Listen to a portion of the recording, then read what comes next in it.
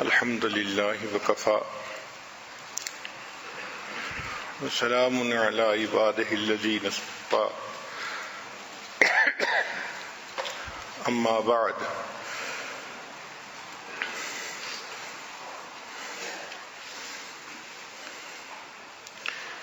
آج کا عنوان مثالی بہو.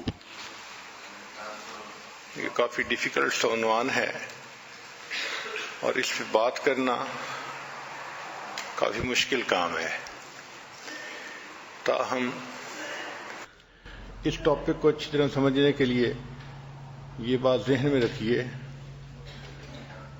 کہ بہو اور ساس کا تعلق دو عورتوں کا تعلق ہے. شریعت نے جو عورت کو کہا کہ اس میں نیم عقل ہوتی ہے تو اس کا مطلب یہ نہیں ہے کہ عورت پاگل ہوتی ہے. بہت برین ہوتا ہے، سمجھدار ہوتی ہے، پڑھ لکھ جاتی ہے، دنیا کی بڑی سے بڑی ڈگریز حاصل کر لیتی ہے. اللہ نے اس کو ٹریلین آف برین سیلز دیے ہوتے ہیں. بس ایک بات ہے کہ اس کے جذبات اس کی سوچ پہ غالب آ جاتے ہیں. ایموشنلی جلدی بلیک میل ہو جاتی ہے، جس وجہ سے اس کو شریعت نے کہا کہ اس کی عقل ناقص ہوتی ہے. یہ ناقصات العقل ہوتی ہیں. اب یہ تعلق ایسا ہے کہ جو عورتوں کے درمیان ہے، ادھر بھی ناقصات العقل ہے، ادھر بھی ناقصات العقل ہے، تو صاف ظاہر ہے کہ آپس میں مسئلے مسائل زیادہ ہوں گے. اسٹڈیز سے یہ بات سامنے آئی ہے، عورت اپنی زندگی میں سب سے زیادہ محبت عورت سے کرتی ہے. نہ اتنی محبت اسے خامن سے ہوتی ہے، نہ بچوں سے ہوتی ہے، نہ بھائی سے ہوتی ہے. عورت اگر سب سے گہری محبت کرے گی تو وہ عورت ہی سے کرے گی، چاہے اپنی بہن سے کرے، چاہے اپنی والدہ سے کرے، چاہے اپنی کسی کلاس فیلو سے کرے، اپنی شاگردہ سے کرے یا اپنی ٹیچر سے کرے. عورت کی سب سے زیادہ گہری محبت عورت ہی کے ساتھ ہوتی ہے.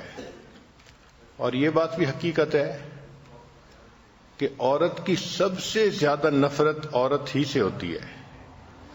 ایک عورت کو خاوند طلاق دے دے گا، وہ خاوند کی بات کرے گی مگر دل سے اس سے نفرت نہیں کرے گی.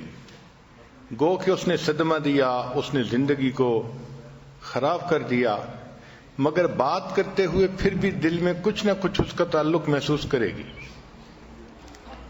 لیکن اگر کسی سے نفرت کرے گی تو وہ عورت ہی ہوگی. ہم نے اپنے گھر میں دیکھا ہے، حنانہ چھوٹی سی بچی ہے، وہ اپنی دادوں سے ایسی محبت کرتی ہے کہ جو ہمارے سمجھ سے باہر ہے. اللہ اکبر کبیرہ. کئی مرتبہ میں سوچتا ہوں کہ کیا کوئی بچہ کسی بڑے کے ساتھ اتنی بھی محبت کر سکتا ہے؟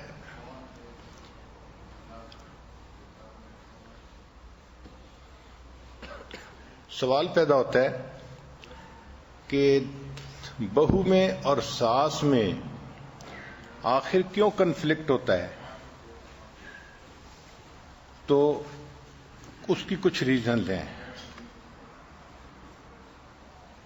پہلی ریزن تو یہ ہوتی ہے کہ ان کے رول چینج ہو رہے ہوتے ہیں.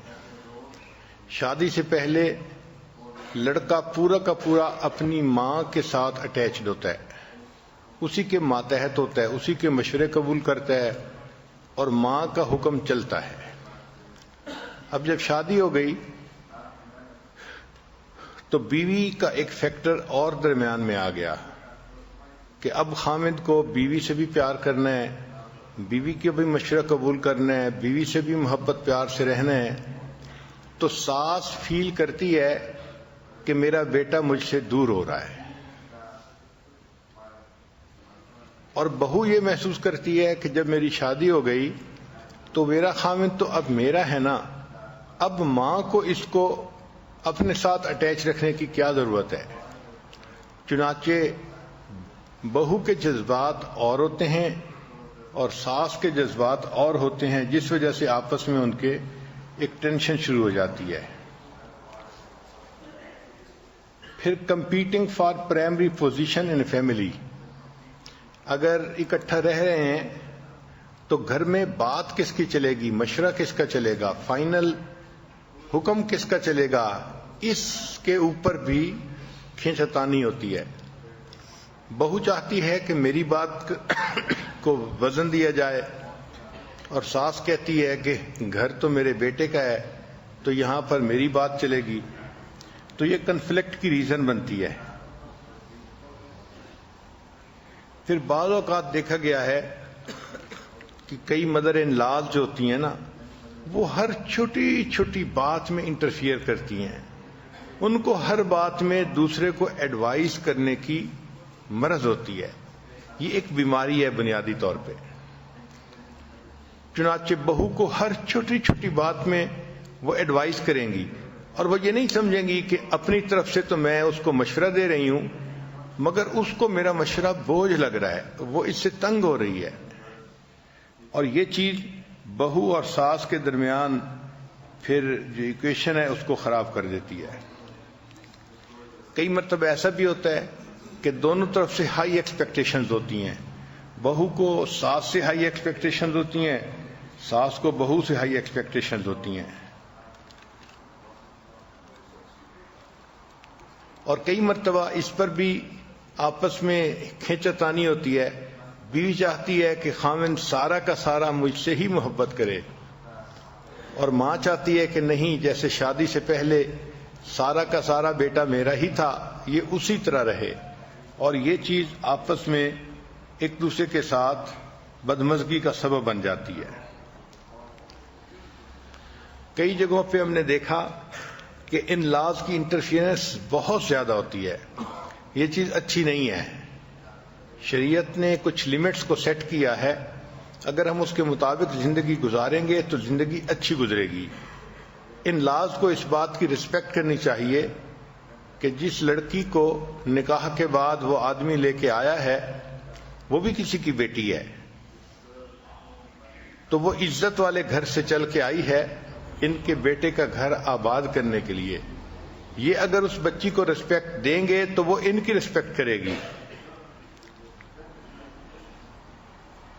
اور کئی جگہوں پہ تو ہم نے دیکھا کہ جہاں دین زیادہ نہیں ہوتا وہاں تو فیملی کے اندر گروپنگ ہو جاتی ہے اور فل فیملی وار شروع ہو جاتی ہے۔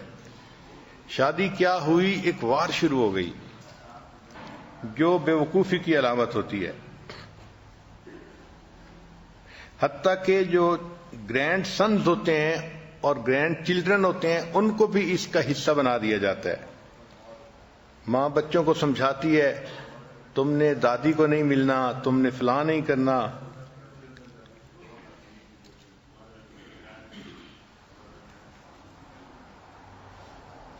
اس پر بہت ریسرچ کی گئی کہ ڈاٹر ان لا کی کتنی قسمیں ہیں، تو فائنل سٹڈی جو سامنے آئی اس میں لکھا گیا کہ 5 ٹائپس آف ڈاٹر ان لا، کہ ڈاٹر ان لا 5 طرح کی ہوتی ہے۔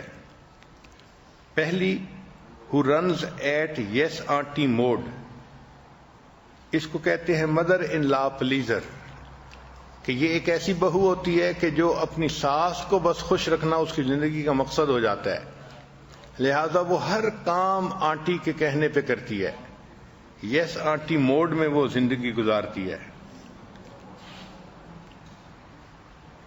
دوسری ڈاٹر ان لا وہ ہوتی ہے کہ جس کو اس کا ہسبینڈ کہہ دیتا ہے کہ تم نے میری امی کو خوش رکھنا ہے، اور وہ اپنی ساس کو خوش رکھنے پہ مجبور ہوتی ہے۔ اس کے اگر دل کو دیکھیں تو اس میں وولکینو کی طرح آگ بھری ہوتی ہے ساس کے خلاف، مگر اوپر اوپر سے خاوند کے کہنے پر یہ اپنی ساس کو خوش رکھتی ہے تاکہ گھر کا ماحول اچھا رہے۔